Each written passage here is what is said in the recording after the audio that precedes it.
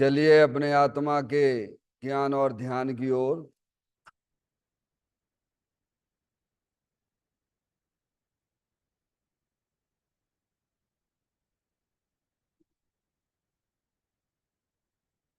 अपने चंचल मन को एवं चंचल उपयोग को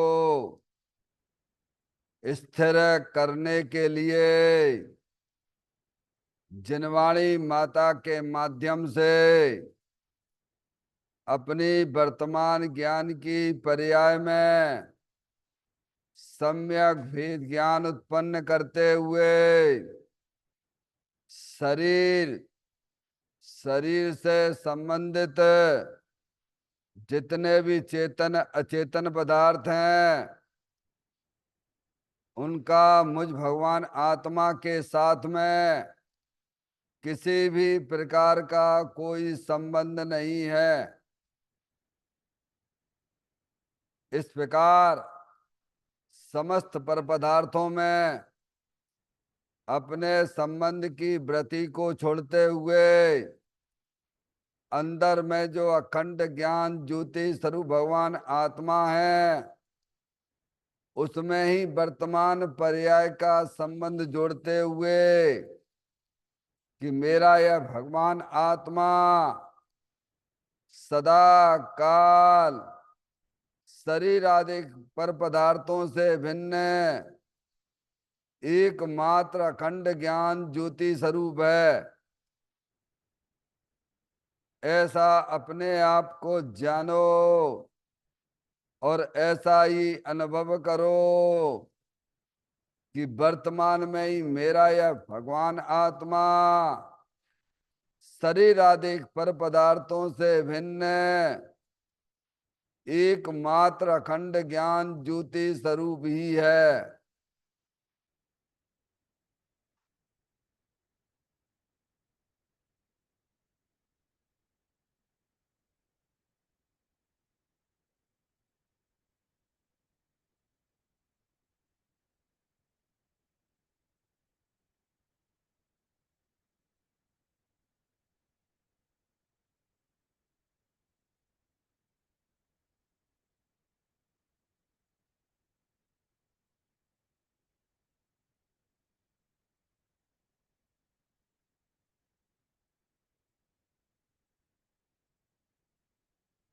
इसी प्रकार से संसार अवस्था में आत्मा की पर्याय में जो विविध प्रकार के पुण्य पाप के परिणाम दिखाई देते हैं वे समस्त परिणाम पर द्रव्यों की लक्ष्य से होने वाले भाव हैं। वे हमारे आत्मा का स्वभाव नहीं है। ऐसे समस्त रागादिक परिणामों में एकत्व बुद्धि, ममत्व बुद्धि, कर्तृत्व बुद्धि, भोक्तत्व बुद्धि तथा उन रागादिक परिणामों की ज्ञाता बुद्धि को भी छोड़ते हुए अंदर में जो अखंड ज्ञान ज्योति स्वरूप भगवान आत्मा है जो कि पूर्ण निराकुलता वाला है, सुख शांति के भंडार स्वरूप है, ऐसे गायक प्रभु परमात्मा में शरीर रागादिक का भी लक्ष्य छोड़ के मैं तो तीनों काल शरीर रागादिक से भिन्न एकमात्र पूर्ण निराकुलता स्वरूप भगवान आत्मा हूं। ऐसा अपने आप को जानो और ऐसा ही अनुभव करो कि वर्तमान में ही मेरा यह भगवान आत्मा शरीर रागादिक से भिन्न एकमात्र पूर्ण वीतराग आनंद मूर्ति स्वरूप है।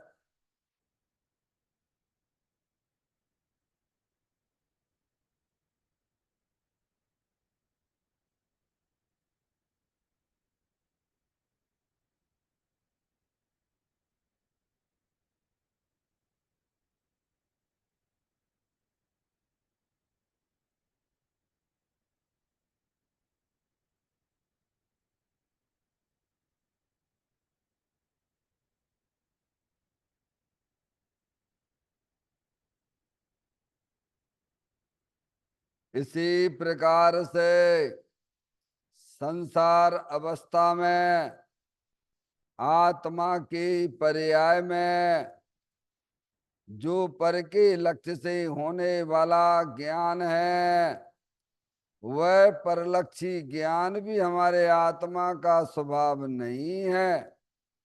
वह तो इंद्रिय जनित ज्ञान है। इस प्रकार शरीर रागादिक और परलक्षी ज्ञान के पर्यायों से विभिन्न मैं तो एकमात्र अखंड ज्ञान ज्योति स्वरूप भगवान आत्मा हूं, ऐसा अपने आप को जानो और ऐसा ही अनुभव करो कि वर्तमान में ही मेरा यह भगवान आत्मा शरीर रागादिक और खंड खंड ज्ञान के पर्यायों से विभिन्न एकमात्र अखंड ज्ञान ज्योति स्वरूप है।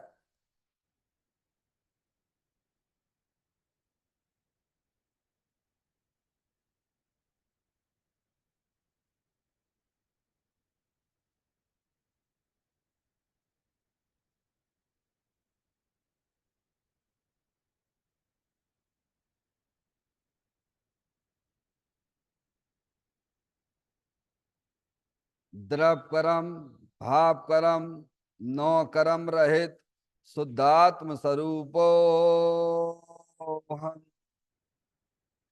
मेरा ये भगवान आत्मा सदा काल शरीर आदि नौ कर्मों से भिन्न है।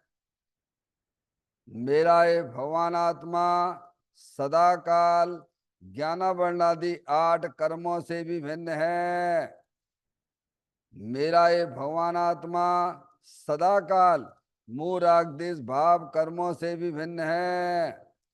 इस प्रकार द्रव कर्म भाव कर्म नो कर्म तीनों कर्मों से रहित मैं तो एकमात्र परम पवित्र शुद्धात्म स्वरूप हूं, ऐसा अपने आप को जानो और ऐसा ही अनुभव करो कि वर्तमान में ही मेरा यह भगवान आत्मा तीनों प्रकार के कर्मों से रहित एकमात्र परम पवित्र शुद्धात्म स्वरूप है।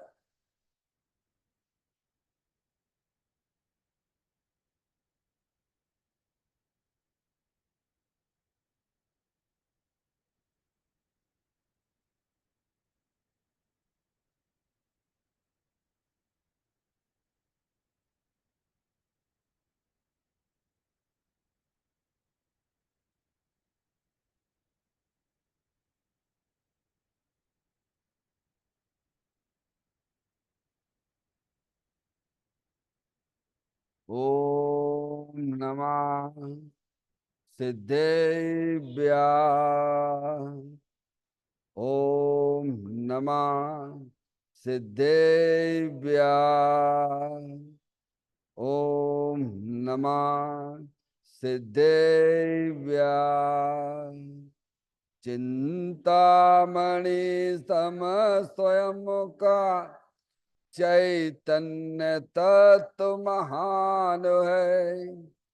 निज का करूं मैं चिंतवन निज का करूं श्रद्धान में शुद्धा तुम्हारी देव है जो गुण अनंत निधान है। मैं स्वानुभव में देख लूं आत्मा स्वयं भगवान है। मैं स्वानुभव में देख लूं आत्मा स्वयं भगवान है। रिमण जान परिठिया कम कलंक डैवी अपल दौ जैन परूं ते पर मपुड़वे भी सब कर्म मल्लिका नाश करो प्राप्त कर निज आत्मा, जो ले न निर्मल ध्यान में, नम कर निकल परमात्मा।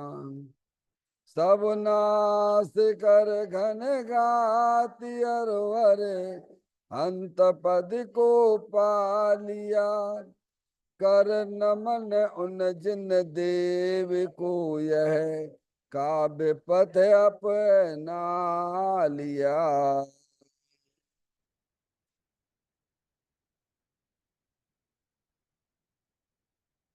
श्री योगसार जी नामक परम आध्यात्मिक ग्रंथ स्वाध्याय हेतु में विराजमान है।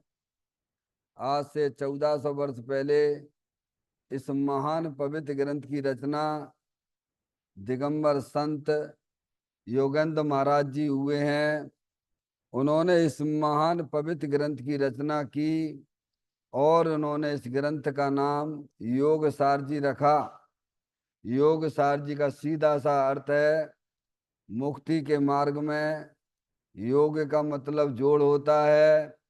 किसका किसके साथ में जोड़ करना? तो अरियंत परमात्मा कहते हैं कि अपनी वर्तमान शुद्ध ज्ञान की पर्याय का अंदर में जो अपना त्रिकालिक ध्रुव भगवान आत्मा, जो सदा काल द्रव कर्म भाव कर्म नौ कर्म से रहित एकमात्र अखंड ज्ञान ज्योति स्वरूप है। ऐसी गायक प्रभु परमात्मा के साथ में अपनी वर्तमान सुत ज्ञान की पर्याय का संबंध जोड़ने का नाम योग है, जिसे शास्त्रीय भाषा में सम्यक दर्शन सम्यक ज्ञान भी कहते हैं। और चैतन्य भगवान आत्मा में ही अपनी वर्तमान पर्याय को मग्न कराना, लीन करना, स्थिर करना, उसे सार कहते हैं, यानी सम्यक चारित्र कहते हैं। देखिएगा, योग सार नाम का एक ग्रंथ है। इसमें दिगंबर संत हमें 56वें नंबर की गाथा से मैं यह बताना चाहते हैं कि आत्म अनुभव ही संसार से मुक्त होता है। संसार क्या है? ये 4 गति 84 लाख योनियां, समझ में? इसमें परिभ्रमण करना, जन्म मरण करते रहना, ये द्रव संसार है। और अपने आत्मा में जो विकारी रूप पर्याय है वह भाव संसार है। इन दोनों से मुक्ति प्राप्त करने के लिए अरिहंत परमात्मा ने एक विधि बताई है कि अंदर जो चेतन भगवान आत्मा है, जो सदाकाल द्रव कर्म भाव कर्म नौ कर्म से रहित है, उसमें अपने वर्तमान शुद्ध ज्ञान की पर्याय का संबंध जोड़ देना, उसका आश्रय ले ले पर्याय, तो यह जीव दोनों प्रकार के संसार से मुक्ति को प्राप्त हो जाता है। ये बात यहाँ पर बताई जा रही है। पाठ करते हैं। ना जानते पहचानते निज आत्मा गहराई से, जिन वर कहें संसार सागर पार भी होते नहीं। देखिएगा, सीधे अपन पॉइंट पर विचार करते हैं।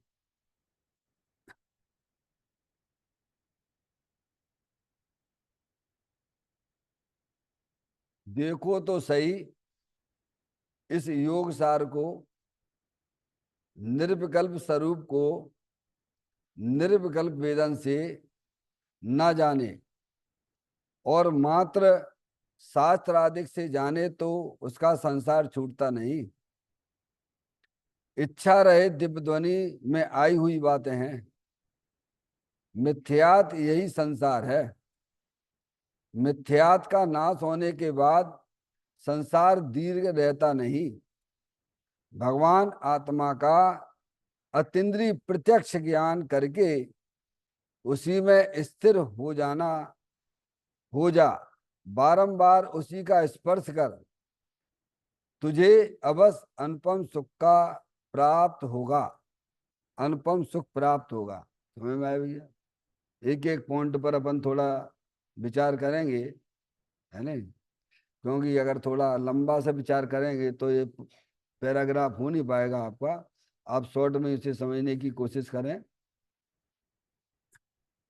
देखो तो सही इस योग सार को, अपन योग सार पढ़ रहे हैं ना, बहुत सरल भाषा से योगेंद्र महाराज ने समझा दिया है। मान पुण्य के उदय से ऐसे ग्रंथ मिलते हैं आपको, समझिए आप। मुझे तो अभी मिला इसी साल, मिला मतलब ग्रंथ तो थे, पर पढ़ने का मौका तो मुझे इसी साल मिला है ना। आप लोगों के बीच में पढ़ने का मौका मिला, समझ में आया भैया। तो कहते हैं देखो तो इस योग सार में कितनी बढ़िया बातें लिखी हुई हैं, सीधा सरल उपाय बता दिया मुक्ति का। समझ गए नहीं आप? कहते हैं, क्या कहते हैं योग सार में, इस ग्रंथ में क्या कहते हैं कि निर्विकल्प स्वरूप को निर्विकल्प वेदन से ना जाने और मात्र शास्त्र आदि से जाने तो उसका संसार छूटता नहीं। क्या कह दिया उन्होंने इस योगसार ग्रंथ में? कितनी गाथाएं हैं इस योगसार ग्रंथ में? 108 गाथाएं हैं। समझ में आया भैया? बहुत सरल गाथाएं हैं। तो कहती है क्या बताया इस ग्रंथ के अंदर? निर्विकल्प स्वरूप को निर्विकल्प वेदन से ना जाने। दो बातें आई, एक अपना आत्मा बताया, तीनों काल एक रूप रहने वाली वस्तु निर्विकल्प है। क्या है निर्विकल्प का मतलब? समझते हो? समझ गया? वस्तु निर्विकल्प है, समझ गया? द्रव्य स्वभाव निर्विकल्प है। एक द्रव्य स्वभाव का लक्षण बताया और एक जो है पर्याय को बताई, जो निर्विकल्प वेदन। द्रव्य पर्याय का ही तो खेल है, और वस्तु में है क्या भाई? जगत में जितनी भी वस्तुएं हैं सब द्रव्य पर्याय स्वरूप हैं, चाहे वे चेतन हो चाहे वे अचेतन हो। हरियंत परमात्मा है, उनकी दिव्य ध्वनि में आई हुई बातें हैं कि ये दुनिया जो संसार है ना, जाति अपेक्षा 6 द्रव्यों के समूह को विश्व कहती हैं। विश्व किसे कहती हैं? जाति अपेक्षा 6 द्रव्यों के समूह को विश्व कहते हैं। तो जाति अपेक्षा 6 द्रव्य कौन कौन से हैं? तो कहते जीव द्रव्य है, पुद्गल द्रव्य है, धर्म द्रव्य है, अधर्म द्रव्य है, आकाश द्रव्य है और काल द्रव्य है। इसके अलावा दुनिया में कुछ भी नहीं है। पहले तो ये ज्ञान में बैठा लो। क्या कह रहे भैया? अगर आत्म कल्याण करना है तो दिगंबर संतों की बातें ध्यान से सुनना पड़ेगी। ध्यान से सुनना ही नहीं पड़ेगी, अपने जीवन में भी उतारना पड़ेगा। समझ में आया भैया? तब हमारी मुक्ति होगी। केवल मात्र भगवान की थोड़ी पूजा भक्ति कर ली और स्वाध्याय कर लिया थोड़ा बहुत और हमारा कल्याण हो जाएगा, 3 काल में कल्याण ना होगा। समझ में आया? कल्याण का तो एक ही मार्ग बताया है कि अपना जो पर्याय है, शुद्ध ज्ञान की पर्याय है, अंदर जो अपना त्रिकालिक ध्रुव भगवान आत्मा सदा का निर्विकल्प स्वरूप है, विकल्प से रहित है, शरीर से रहित है, कर्मों से रहित है। समझ में आया भैया? और जे जितने भी औपाधिक भाव, समझ में आया, आश्रत तत्व, उससे भी अपना भगवान आत्मा द्रव्य स्वभाव निर्विकल्प है। अगर द्रव्य स्वभाव निर्विकल्प ना होता तो पर्याय में भी निर्विकल्पता नहीं आती। द्रव और पर्याय समझ गए? द्रव पर्याय समूह एक वस्तु होती है, कोई भी वस्तु ले लीजिए आप। अब जैसे मान लीजिए लैपटॉप है आपका, ये है तो स्कंद रूप पर्याय, पुद्गल की स्कंद रूप पर्याय है। ये क्या मकान क्या है, मंदिर क्या है, ये रुपया पैसा क्या है, ये पुद्गल की स्कंद रूप पर्याय है। क्या है ये? जो भी हमारे इंद्रिय ज्ञान का विषय बनता है सब पुद्गल द्रव्य की स्कंद रूप पर्याय है, मूल में पुद्गल द्रव्य नहीं है। बेटे समझ में आती है? और हम काय के ऊपर मोहित हो रहे हैं बोलो भैया? पुद्गल की स्कंद रूप पर्याय के ऊपर मोहित हो रहे हो। ये रुपया है, पैसा है, दुकान है, मकान है, घर में जितने भी आपके संयोग आपने सुखी होने के इकट्ठे कर रखे हैं, काय के ऊपर मोहित हो रहे हो? पागल हो रहे हो? संसार बढ़ रहा है, समझ लेना। हाँ, क्यों तुम जानते ही नहीं हो, कुछ भी नहीं जानते हो। समझ में आया भैया? ना तो पुद्गल द्रव्य को जानते हो ना आत्मा को जानते हो। जो आत्मा को जानता है वो सबको जानता है। समझ में आए भैया? तो जो भी द्रव्य है उनका परिवर्तन हुआ करता है, उसे पर्याय कहते हैं, अवस्था कहते हैं। अब ये लैपटॉप है, ये पुद्गल द्रव्य की स्कंद रूप पर्याय है। अब इसका परिवर्तन हो रहा है कि नहीं हो रहा है, बोलो भैया? ये नए से पुराना हो रहा है कि नहीं हो रहा है? पर लैपटॉप लैपटॉप रूप में ही रहता है कि नहीं रहता है? स्कंद रूप पर्याय से अपन पर्याय को और द्रव्य को समझें। लैपटॉप लैपटॉप रूप से रहता है, ये इसका द्रव्य स्वभाव है। दृष्टांत से समझ रहे हैं? और इसमें जो नई से पुरानी हो रहा है, ये इसकी अवस्था है। क्या भैया? ऐसे जगत में जाति अपेक्षा 6 द्रव्य हैं: जीव द्रव, पुद्गल द्रव, धर्म द्रव, अधर्म द्रव, आकाश द्रव और काल द्रव। और इसके अलावा जगत में कुछ भी नहीं है। माधुरी, इसके ज्ञान के बिना, सच्चे ज्ञान के बिना तुम समझो कि हम केवल मात्र भगवान की पूजा भक्ति करते रहें और हमारा कल्याण हो जाएगा, समय पास कर रहे हो। भाव होता जरूर है, ज्ञानियों को भी होता है। समझ में आए भैया? ज्ञानियों को भी अशुभ भाव से बचने के लिए शुभ भाव होता जरूर है, पर वे समझते हैं ये सब हमारे कोई मतलब का नहीं है। जैसे अशुभ भाव मतलब का नहीं है, ऐसे शुभ भाव भी मेरे कोई मतलब का नहीं है। इनको बेकार दिखना चाहिए। कैसा भैया? समझ में आती है ये बात है धर्म की? है? तो कहते हैं ऐसे ही अपना द्रव्य स्वभाव आत्म वस्तु है। कैसी है? निर्विकल्प स्वरूप है। समझ गए? जिसमें परद्रव्य का प्रवेश नहीं होता है, जिसमें रागादिक परिणतियों का भी प्रवेश नहीं होता है, तीनों का निर्विकल्प वीतराग आनंद मूर्ति स्वरूप है। अगर वस्तु स्वभाव से ही वीतराग आनंद स्वरूप ना होती तो अरिहंत परमात्मा अथवा साधु परमेष्टि पर्याय में वीतराग रूप पर्याय ले आए कहां से? कहां से आई है बोलो भैया? अब पर्याय है, पर्याय देखिए आप, पर्याय आत्मा की आत्मा रूपी, रागादिक परिणतियां भी अरूपी, दुख रूप पर्याय। अब आपसे पूछे भैया आपको कितना दुख है, तो आप क्या बताओगे बोलो भैया? आप बता सकते हो कि नहीं बता सकते हो? पर कितना है ये कैसे बता सकते हो? दुखी हो ये तो बता सकते हो, क्यों दुखी हो वो भी बता दोगे आप कि साहब हमारे घर में संयोग नहीं है, अमरीकी इच्छाएं करते रहती हैं। तो तुम व्यर्थ में ही करते रहती हो। क्यों करती हो? काहे के लिए कर रहे हो? संसार बढ़ रहा है तुम्हारा। पर दुख को तुम बता सकते हो कि हाथ पे में मूर आग देश के परिणाम दुख रूपी पर्याय के तुम हमें हाथ में बता सकते हो कि नहीं बता सकते हो? जवाब देते जाइए भैया। बता सकते हो? हैं? समझ में आया भैया? क्योंकि ध्यान दो, इधर ध्यान दो, हमारी तरफ आपस में मत बात करिए। क्या कह रहे हैं? अनुभव बताते रहिए, जो भी कुछ कारण है बताओगे कि लड़की हमारी बात नहीं मानती, लड़का हमारा बात नहीं मानता, हमारे घर में ये कमी है, हमें ये नहीं है, वो नहीं है। 50 गिनते रहना आप, तो भगवान कहते ना ना ना ना ना ना। वीतरागी संत भी कहेंगे ना ना, तुम इसके कारण से दुखी नहीं हो। क्या कहेंगे?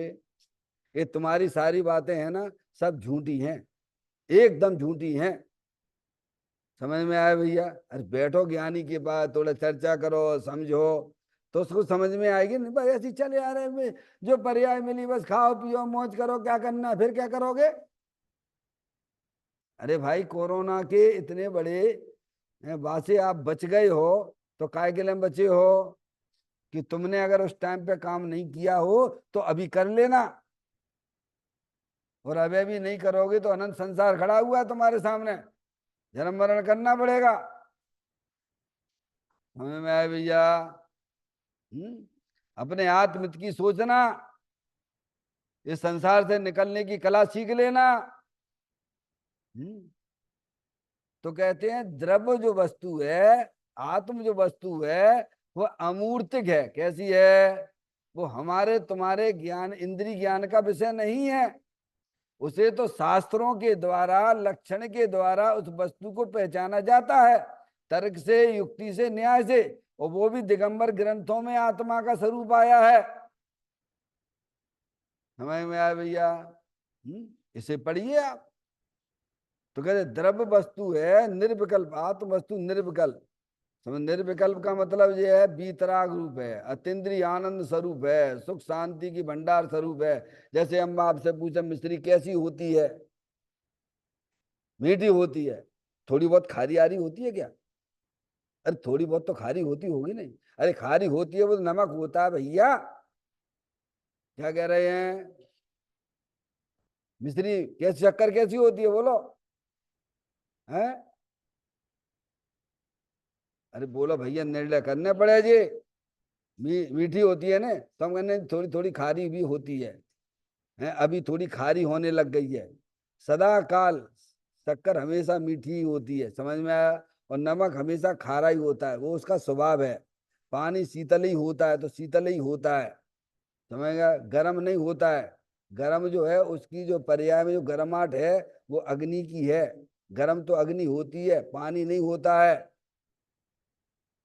समझ में आया? ऐसी आत्मा की पर्याय में जो दुख रूप पर्याय है वो आश्रव तत्व है। क्या है? तो हमें कौन सी पर्याय लाने हैं अभी? अब वो दुख रूपी पर्याय को गायब करना है और आनंद वाली, अतीन्द्रिय आनंद वाली पर्याय लानी है। जैसे मोह खारा हो रहा है तो क्या करना भैया? जल रहा है मोह, तो क्या करना? अरे भैया मिठाई खा लो, मीठी चीज खाओगे तो मुंह की जलन खत्म हो जाएगी। ऐसी हमारी पर्याय में निरंतर दुखी बने रहते हो, बिलबिलाते रहते हो। कब से बिलबिला रहे हो? अनादि से बिलबिला रहे हो। समझ में आया भैया? उसका उपाय भगवान समझा रहे हैं। हमारे पास टाइम ही नहीं है, हम समझने नहीं चाहते। नहीं समझो तो कौन का हित कर रहे हो? हैं? अपना ही कर रहे हो और किनका कर रहे हो? समझ में आया भैया? तो कहते हैं कि चेतन आत्म वस्तु जो है वह अरूपी है, अतीन्द्रिय आनंद स्वरूप है, निर्विकल्प स्वरूप है, तीनों काल विद्यमान है। द्रव तीनों काल विद्यमान है। अब ये लैपटॉप है आपका, नए से पुराना, पुराने से पुराना होता चला जा रहा है, लैपटॉप है कि नहीं? अरे वो ही तो है ना। है? ऐसे ही अपना द्रव्य स्वभाव है, आत्मा चेतन आत्म वस्तु है, तीनों का निर्विकल्प स्वरूप है, जिसमें कि शरीर भी नहीं, जिसमें कर्म भी नहीं, जिसमें राग रूपी आश्रव तत्व भी नहीं, समझ, जिसमें भेद विकल्प भी नहीं, कुछ भी नहीं। समझ गया भैया? ऐसी अरूपी आत्म वस्तु बीतराग आनंद रूप है। और जो उसके आत्मा का अंदर दृष्टि करते हैं, दृष्टि करने वाली पर्याय है, कौन सी है? कौन करेगा?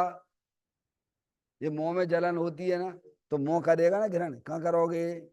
ऐसी पर्याय है ना तुम्हारे पास में, शुद्ध ज्ञान की पर्याय है ना, है?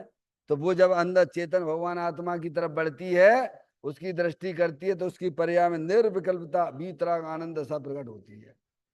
अभी पर्याय में क्या चल रहा है हमको कुछ पता ही नहीं है। हम तो बहे जा रहे, बहे जा रहे, अनादि काल से बहते ही चले जा रहे। बह जा जाके, यहाँ कोई एक तरफ दूसरे तरफ का कुछ नहीं करता है। समझ में आया भाई? आपको स्वयं स्वयं की जिम्मेदारी लेना पड़ेगी। अरे आप अपने घर की जिम्मेदारी लेते हो कि नहीं लेते हो? हैं? तो यहाँ भी अपनी जिम्मेदारी लेना कि नहीं लेना? अपने कल्याण की जिम्मेदारी कौन लेगा? हमारे कल्याण की जिम्मेदारी हम लेंगे कि आप लोगे? आप अपनी लोगे? समझ में आया भैया? कहते हैं निर्विकल्प स्वरूप, यानी आत्मा का जो स्वरूप है निर्विकल्प है, बीतराग आनंद स्वरूप है, सुख शांति के भंडार स्वरूप वस्तु है। कहीं से आपको लाना नहीं है। आप अंदर में देखिए, जो जानने देखने वाली चेतन आत्म वस्तु है। शरीर तो जड़ है, कर्म भी जड़ है। ये रागादिक परिणतियां परद्रव का लक्ष्य करके उत्पन्न होती हैं, उत्पन्न विध्वंसी तत्व हैं। अंदर एक स्थायी वस्तु है, अविनाशी वस्तु है, आत्म वस्तु है। वो निर्विकल्प स्वरूप है, आनंद स्वरूप है। समझ में आया भैया? अब घर में प्यास लग रही है, बोरिंग तो है तुम्हारे यहाँ, तो क्या माम क्या निकलेगा बोलो भैया? अरे बोलो क्या निकलेगा? प्यास तो लग रही है, तो क्या करना? बोरिंग चालू कर दो तो पानी पानी निकलेगा। ऐसी पर्याय में दुखी तो हो रहे हो। हैं? तो भगवान कहते हैं अतीन्द्रिय आनंद स्वरूप भगवान आत्मा विराजमान है। पर्यायों के पार देख ले आप स्वयं भगवान है। समझ में आया भैया? तो यहाँ कहते हैं जो आत्म वस्तु है निर्विकल्प है, भीतरक आनंद स्वरूप है, निर्विकल्प निर्विकल्प वेदन से ना जाने। कैसे नहीं जाने? अब हम क्या करते हैं, विकल्प सहित जानना चाहते हैं। तो कहा आत्म वस्तु मिलेगी तुम्हें? बोलो भैया, हम शरीर को लेके आत्मा को जानना चाहते हैं, मिलेगी आत्मा क्या? नहीं आई समझ वंदना? क्या कह रहे? वे कह रहे निर्विकल्प वेदन से ना जाने। पर्याय में कहाँ भूल हो रही है बोलो? पर्याय की भूल समझ में आती है। हम आत्मा को जानना चाहते हैं कैसे? शरीर को लेके, और ध्यान में बैठे हैं, मैं लड़का हूं, मैं लड़की हूं। तो तुम क्या लेके जा रहे हो अंदर? अरे बोलो भैया, पर्याय में भूल चल रही है कि नहीं चल रही है? हैं? दुनिया भर के विकल्प लेके आत्मा को ध्यान होगो का? अरे होगो। तो क्या करें, विकल्प तो चल रहे हैं, चलने दो ना। पर इतना तो ज्ञान करो, विकल्प तुम्हारे आत्मा के अंदर प्रवेश नहीं कर रहे, इतना तो ज्ञान कर लो। अपने आत्मा का निर्णय नहीं है ना, ये सारी बातें इसीलिए चलती हैं। अरे भूमिका तुम्हारी जो है, उस भूमिका में विकल्प चलेंगे, पर इतना पक्का निर्णय करके चलो ये विकल्प हमारे आत्मा से भिन्न है, वे हमारे अंदर प्रवेश नहीं कर रहे हैं वे। क्या भगवान, बिना निर्णय के आत्मा का ध्यान हो रहा है? काय का हो रहा है भैया? तो कहां से हो जाएगा ध्यान बोलो भैया? वे कह रहे कि निर्विकल्प वेदन, निर्विकल्प वेदन से कैसे जानने? पारसमणि, भगवान क्या कह रहे हैं? निर्विकल्प वेदन से, विकल्प रहित होकर। हम तो दुनिया भर के यहाँ पे हैं, तभी तो अपन यहाँ पे बोलते हैं कि भैया मंदिर में भगवान के दर्शन करो तो पहले 3 बार निश्चयी निश्चयी निश्चयी बोल के भगवान के दर्शन करना, तो भगवान के तुम्हें दर्शन होंगे। उसका अर्थ क्या होता है निश्चयी का? सब सांसारिक विकल्पों को मंदिर के बाहर छोड़ के आ जाओ। और हम इतने समझदार हैं कि बिनेऊ लेके आएंगे, और मंदिर में भी जो आए हम तो बिगड़े हैं, और बेटा तुम्हें भी बिगाड़ेंगे। माँ पाप करते हो तुम। समझ में आया भैया? मंदिर के अंदर कोई सांसारिक बातें ना करना। कोई मीटिंग मीटिंग भी करो तो मंदिर के बाहर करना, मंदिर में ना करना। धर्म की मीटिंग की बात करते हैं। समझ में आया भैया? कम से कम इसको तो भ्रष्ट मत करो, मंदिर के स्थान को तो पवित्र रखो।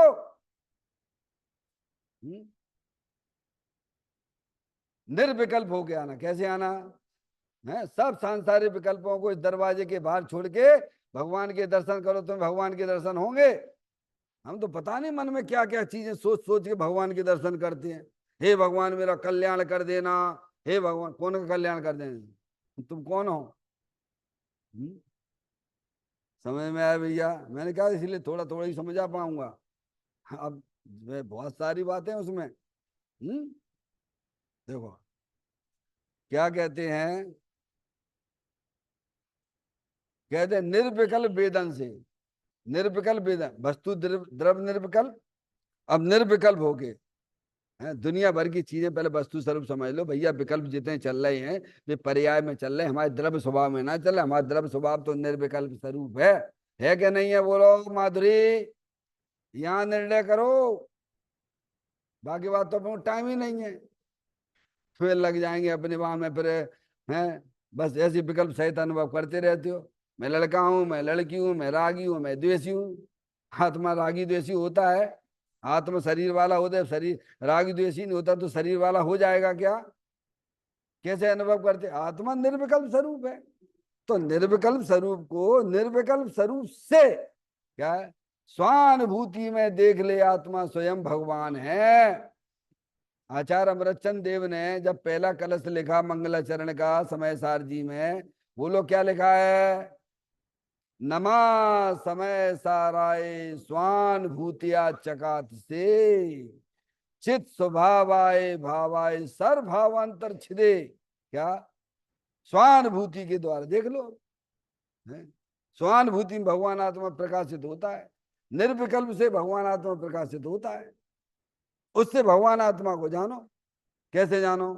अब तुम तो दुनिया भर के विकल्प लेके अपनी आत्मा को जानना चाहते हो, तो भगवान आत्मा का अनुभव होगा क्या? नहीं होगा। अब देखो आगे क्या लिखा, समझना। निर्विकल्प स्वरूप को द्रव्य स्वभाव निर्विकल्प वेदन से पर्याय क्या, इतना काम तो करने पड़े नहीं, पढ़ने के पर्याय को बोलो भैया, करने पड़े कि नहीं करने पड़े? तो भगवान के दर्शन करने हैं तो मंदिर में आओगे कि नहीं आओगे, और भगवान की तरफ देखोगे कि नहीं देखोगे? इतना ये पुरुषार्थ दिखता है कि नहीं दिखता है? इसी को भगवान पुरुषार्थ कहते हैं। क्या कह रहे? द्रव्य स्वभाव का निर्णय हो गया। और पर्याय में निर्विकल्पता लाना है, तो निर्विकल्प फालतू के दिमाग हटा दीजिए।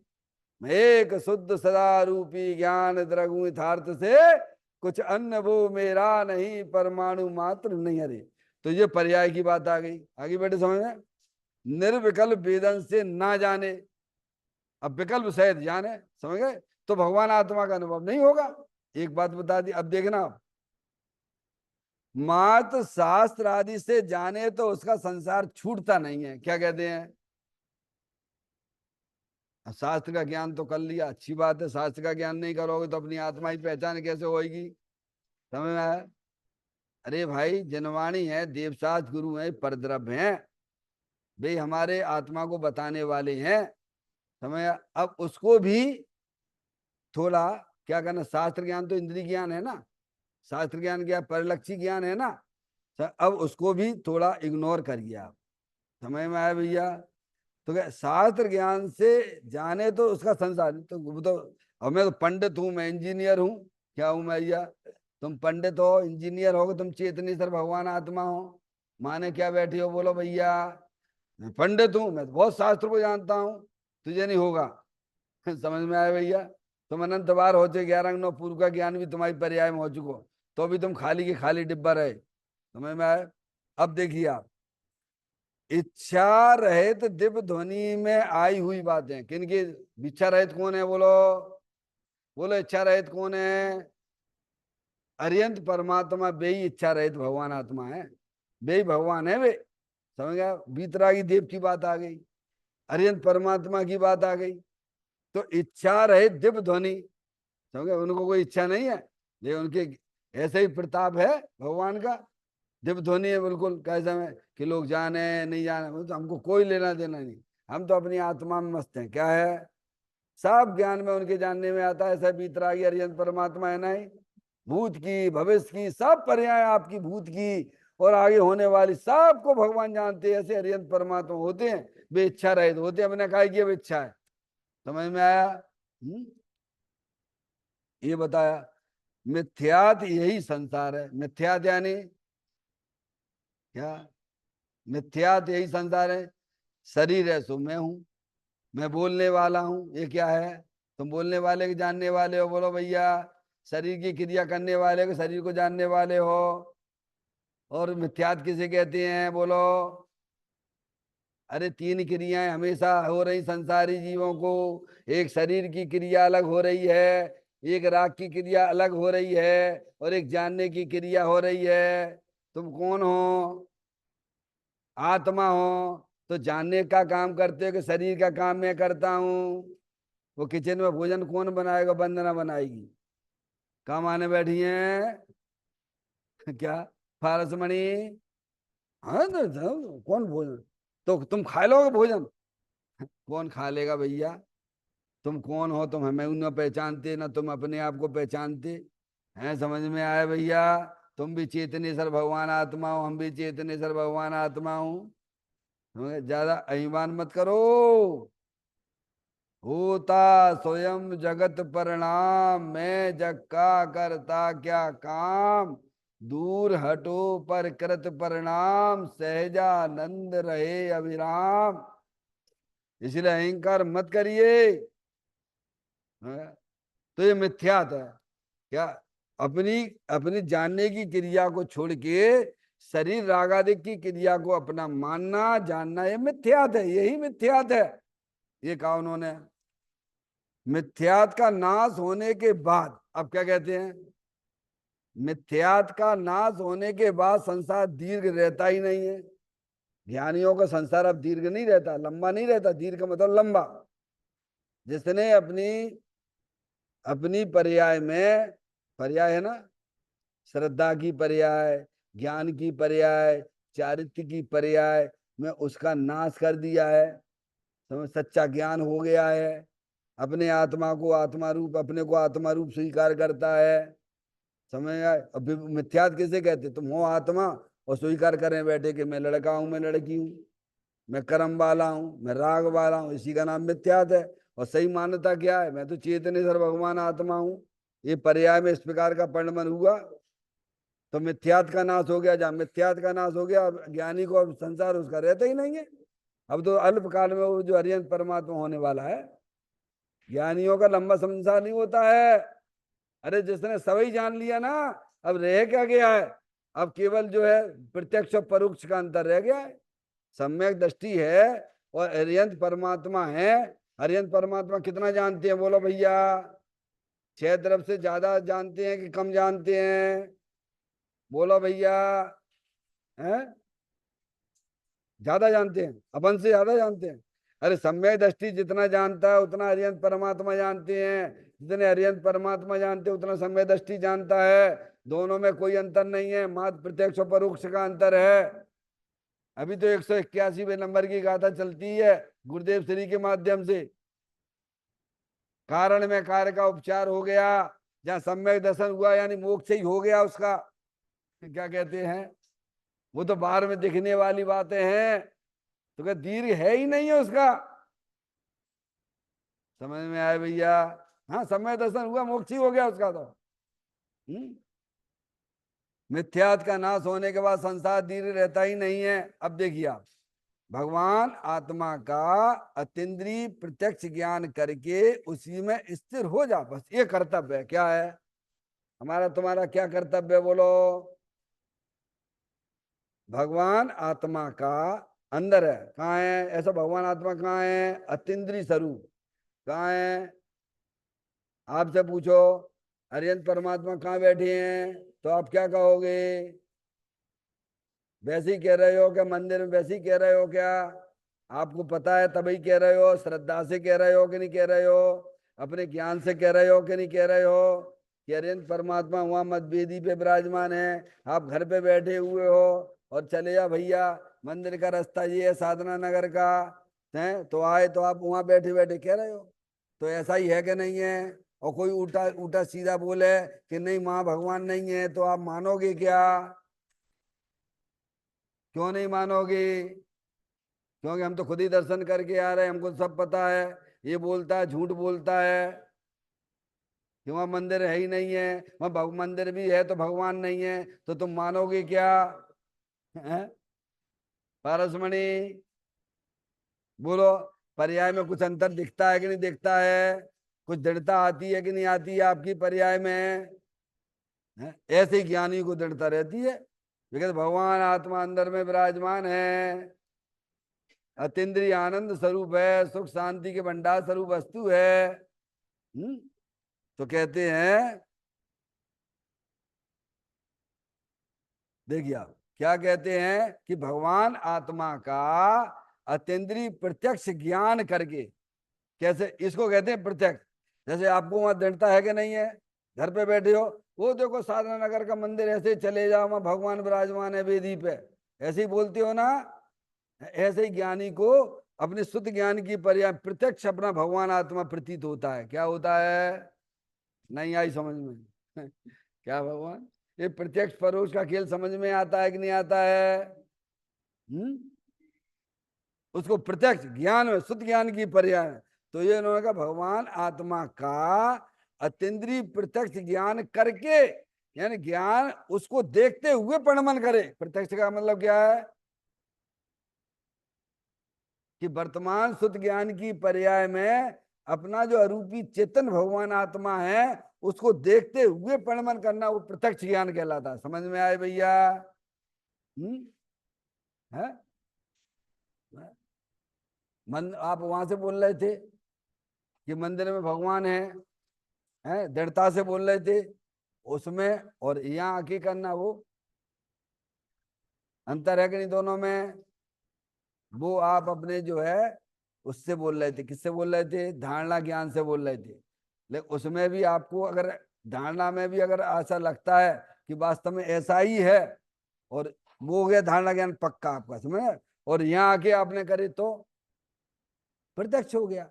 ऐसे ही जो है शास्त्र के द्वारा ज्ञान किया, आत्मा को बारीकी से अपने समझा, तो वो अभी परोक्ष ज्ञान है।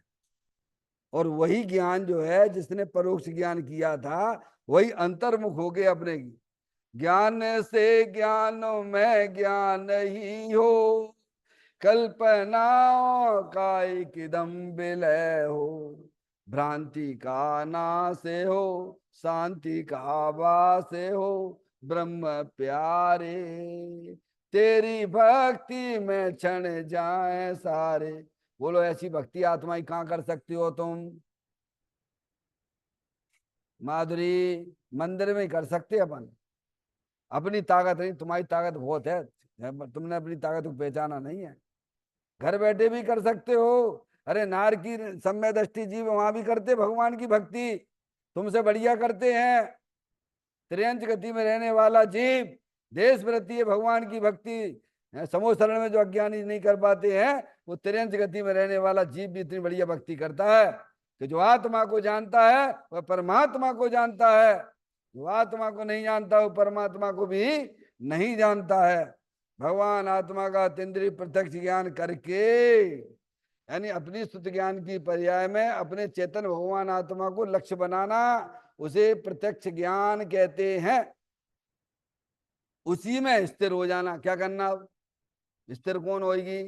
पर्याय होगी। कौन होगी स्थिर? किसमें स्थिर होने के लिए कह रहे हैं?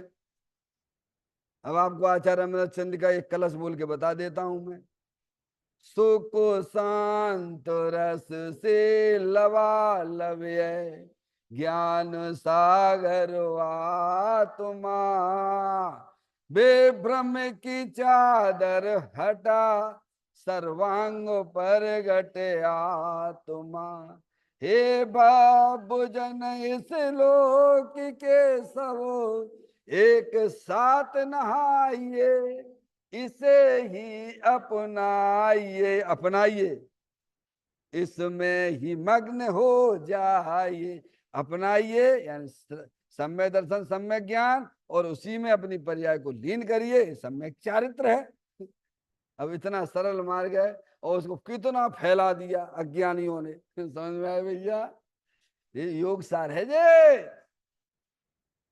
कहते हैं भगवान आत्मा का अतीन्द्रिय प्रत्यक्ष ज्ञान करके उसी में स्थिर हो जा, बारंबार उसी का स्पर्श कर। बारंबार किसका स्पर्श करने की बात करिए? अभी तो हमारी पर्याय में पर द्रव्य के स्पर्श करने की भावना चल रही है। तो पुण्य भाव है कि पाप भाव है? बोलो भैया, अरे ईमानदारी से बोलो। पर द्रव्यों को स्पर्श करने की जो हमारी पर्याय में भावना चलती है, समझ में आया? मिथ्यात्व तो है ही, और पाप का परिणाम है। उसका फल कौन भोगेगा? है भैया, अपने आत्मा पे थोड़ी करुणा करो। तो क्या उसी का बारंबार अपने त्रिकालिक ध्रुव भगवान आते हैं, बारंबार, एक बार नहीं। क्या कह रहे हैं? बारंबार उसी का स्पर्श करो, यानी अंतर्मुख होके अपने आत्मा का सेवन करो, ये कह रहे हैं। तुझे अवश्य अनुपम सुख प्राप्त होगा। क्या होगा? क्या होगा? अनुपम सुख। कौन सा सुख? गारंटी से। अवश्य कह रहे हैं, गारंटी अवश्य लगा, गारंटी। अवश्य कहने का मतलब क्या है? अवश्य का मतलब होता है गारंटी, और अनुपम का मतलब बेजोड़, अतुल्य। समझे? ये से आपकी भाषा में बोलो, इंग्लिश भाषा में तो यूनिक। क्या बोलेंगे? अनुपम का मतलब क्या है? अतुल्य कहो, बेजोड़ कहो, जो है आपका जो यूनिक कहो, है जिसकी जगत में कोई उपमा नहीं है, उत्कृष्ट कहो, ऐसे सुख की प्राप्ति होगी। समझ में आया भैया? ऐसा तुमने कभी जिंदगी में चखा ही नहीं होगा। अरे भगवान ऐसा अतीन्द्रिय आनंद है, अरे हमें तो पता ही नहीं था। अब भाई क्या उपमा दे दें हम? क्या देव गति की बात करें, क्या मनुष्य गति के सुखों की बात करें? जो अंतर्मुख होके अपने चेतन भगवान आत्मा का अनुभव करते हैं, उनको अतुल गारंटी से वह अतीन्द्रिय आनंद प्रकट होता है। इस प्रकार से इसका भाव समझना चाहिए। चैतन्य का ये सुमरण प्रति क्षण करो रे, भवि के अनंत दुख को पल में हरो रे। अक्षय अनंत निज सुख निदान पाओ, गाओ अरे नित इसी के गीत गाओ, गाओ अरे नित इसी के गीत गाओ। 9 बार नमोकार मंत्र का स्मरण